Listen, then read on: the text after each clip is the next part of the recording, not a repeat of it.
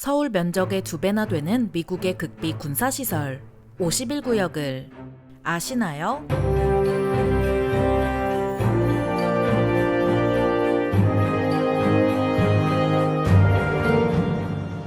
안녕하세요. 지식 스토리입니다. 오늘은 라스베이거스에서 북서쪽으로 134km 떨어진 네바다 남부에 있는 호미 에어포트나 그룹 레이크라고 불리는 51구역에 대해 알아볼 텐데요. 51구역이라는 명칭은 미국 원자력위원회로부터 유래되었습니다. 미국 원자력위원회가 운영한 네바다 시험장은 이름 그대로 핵실험이 여러 차례 있던 곳이라 여전히 방사능이 새어나오는데요. 이런 네바다 핵실험장이 포함된 미국 원자력위원회의 지도에서 51구역이라 지정된 땅을 CIA가 극비 프로젝트를 위해 요청한 게 그 유래입니다. 51구역의 공식 명칭은 호미 에어포트 또는 그룹 레이크인데요. 호미 에어포트라는 명칭에서 호미는 집처럼 편하다라는 의미로 번역하면 집처럼 편한 공항이라는 의미가 되고, 그룹 레이크는 네바다에 있는 소금 평원을 말합니다. 그룹 레이크는 51구역 북쪽에 있는 공군기지의 활주로로 쓰이고 있으며 남서쪽에는 육하산 핵폐기물 저장소가 있죠. CIA 문서에서도 51구역이라는 명칭이 사용되었고 파라다이스 렌치라는 별명으로 불렀다고 하는데, 극비 군사시설의 별명이 낙원목장이라니 CIA의 장명 센스는 정말 어마어마하네요. 그룹 레이크의 비행장이 처음 들어선 건 1942년으로 1500여 미터의 비포장 활주로 2개로 구성되어 시작부터 공군기지였다고 합니다. 주변에 핵실험장과 핵폐기물 저장소 그리고 공군기지까지 있으니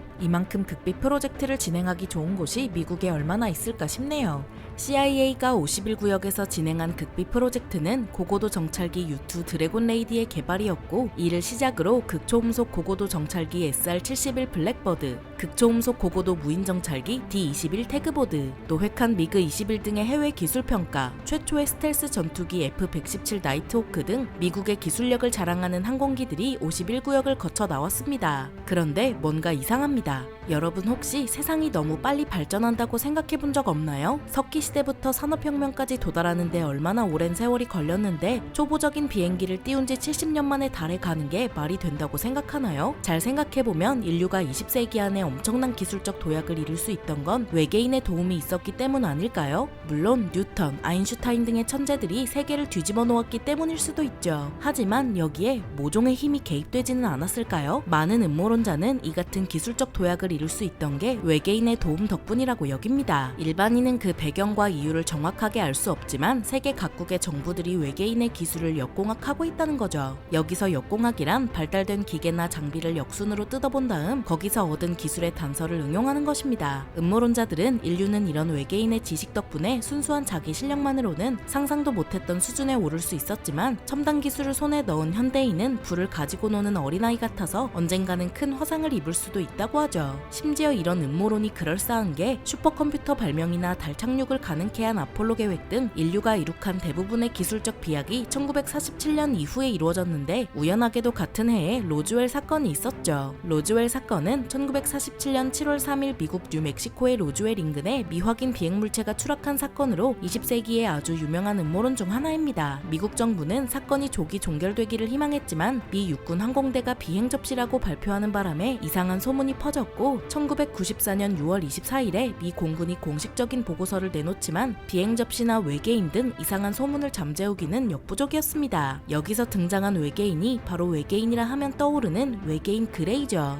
음모론자들에 의하면 로즈웰에 추락한 비행 접시와 외계인 그레이로부터 미 정부가 역공학과 고문 등의 방법으로 기술을 빼내 익명의 다국적 신디케이트로 관리하고 있다고 합니다. 여기서 신디케이트는 몇 개의 기업이 연합하여 생산 할당이나 판매 따위를 독점으로 행하는 조직으로, 쉽게 말해 익명의 다국적 조직이 외계 기술을 독점하고 있다는 거죠. 여기까지 들으면 무슨 허무맹랑한 얘기를 하는 거지 하실 텐데요. 그렇다면 어째서 미 공군이 세간의 노골적인 조롱을 견디며 돈과 노력을 들여 그런 공식 보고서를 내놓았을까요? 어쩌면 미 군부도 양심의 가책을 느끼고 있던 건 아닐까요? 게다가 로즈웰 사건 이후 트랜지스터 발명과 같은 일련의 갑작스럽고 비약적인 기술 발전은 어떻게 설명할 수 있을까요? 그 어떤 나라도 미국의 B-2 스텔스 폭격기 같은 무기를 만들지 못하죠. 만약 미국이 외계 기술을 보유하고 있다면 스텔스 폭격기 정도야 아무것도 아닐 정도로 정말 어마어마한 무기가 숨겨져 있지 않을까요? 특히 51구역에서는 미확인 비행물체를 연상시키는 이상한 광선을 봤다는 있다는 주민들의 신고가 있었다고 합니다. 1992년에는 MBC 뉴스팀이 하늘을 날아가는 기이한 물체를 촬영하기도 했으며 촬영을 방해하는 군인들과 한동안 실랑이를 벌인 끝에 군인들에게 카메라와 비디오 장비를 몰수당하기도 했죠. 또 어떤 사람들은 외계인이 목격되거나 외계인의 활동이 의심되는 지역에 자주 출몰하는 검은 헬기에 추적받기도 했다네요. 과연 51구역에는 비행 접시와 외계인이 있을까요? 만약 있다면 비행 접시와 외계인이 미국이 초강대국으로 거듭날 수 있었던 원인일까요? 하지만 반대로 생각해보면 우리가 그렇게 영리한 존재일까 싶기도 합니다. 우리가 시간을 거슬러 올라간다 가정하고 원시인들에게 태블릿이나 스마트폰 혹은 안마기를 건네주면 원시인들이 그런 기계들에 대한 역공학을 시도하여 10년 안에 원시인용 안드로이드를 발견할 수 있을까요? 실제로 그런 일이 가능하다고 보시나요? 아마 원시인들은 크게 불평을 터뜨리면서 그것들을 누군가의 머리에 던져버리겠죠. 아니면 안마기 정도는 보관하거나요. 뉴턴이 다져놓은 기반을 아인슈타인이 완성하고 끝없는 연구와 실험을 거쳐 라디오부터 핵무기까지 인류는 비약적인 기술 발전을 이룩했습니다. 이는 인류에 의한 인류를 위한 연구와 실험이 이룬 성과로 이 자리에 외계인이 낄 자리는 없을 겁니다. CIA와 NSA 정보분석원 출신인 에드워드 스노든은 사상 최대의 내부 고발을 감행해 유명해졌는데요. CNN에 따르면 스노든은 미 정부는 외계지적 생명체에 관해 전혀 아는 바가 없다라며 이후 팟캐스트에 출연해 진행자에게 당신이 51구역의 외계인이 있길 바라지만 내가 NSA, CIA, 국방부 등 모든 정보망에 접근해봤으나 아무것도 찾을 수 없었다라고 합니다. 이어서 그러니까 만일 그런 게 숨겨져 있다면 그건 내부 관계자들조차 찾을 수 없을 만큼 정말 잘 숨겨져 있는 것이라 말했죠. 스노든은 회고록에서도 내가 알기로 외계인은 지구와 접촉한 적이 없다라고 썼습니다. CNN도 만일 51구역에 외계인과 미확인 비행물체에 대한 비밀이 숨겨져 있었다면 미 정부가 비밀리에 운영하던 대규모 감시 프로그램을 폭로했고 그 결과 모스크바로 망명하게 된 스노든이 몰랐을 리가 없다고 전했습니다. 스노든의 말이 사실이라면 51구역은 그동안 여러 음모론 덕에 실제보다 더 비밀스러운 장소로 인식되는 부가적인 효과를 톡톡히 누렸네요. 외계인과 미확인 비행물체가 없더라도 51구역은 유투 때부터 미국의 국방과 직결되는 최첨단 기술이 집중된 곳이었으며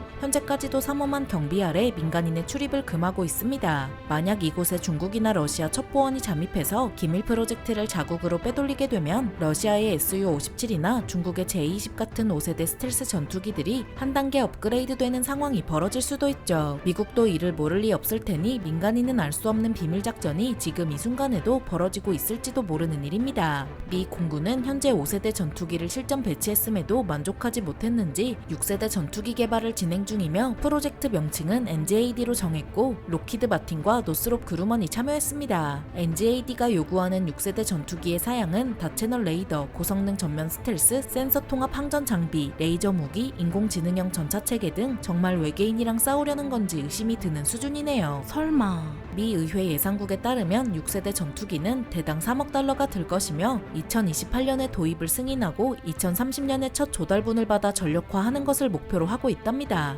나는 믿고 싶다. 미국의 유명한 드라마에서 나온 명대사입니다. 여러분은 정말 외계인이 인류에게 기술적 도움을 주셨다고 보나요? 아니면 비약적인 기술 발전은 인류가 이룩한 거라 보나요? 어떤 의견이든 존중할 수 있는 모습이 발전적이지 않을까요? 대립하고 다투고 싸우기보다 공존하고 화해하는 우리가 되었으면 합니다. 아니면 우릴 지켜보는 외계인이 침공할지도 모르니까요. 외계인과 싸워도 미국이 이기게 만드는 극비 군사시설인 51구역에 대해 알아보았는데요. 영상이 유익하셨다면 구독과 좋아요 부탁드립니다. 감사합니다. 지식스토리였습니다.